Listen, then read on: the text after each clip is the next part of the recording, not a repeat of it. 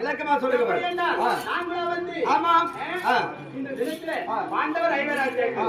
எங்களுடைய பங்கும் பங்காளி சொல்லக்கூடிய பிரியநாதிகள் ஒரு 100 பேர்கள்.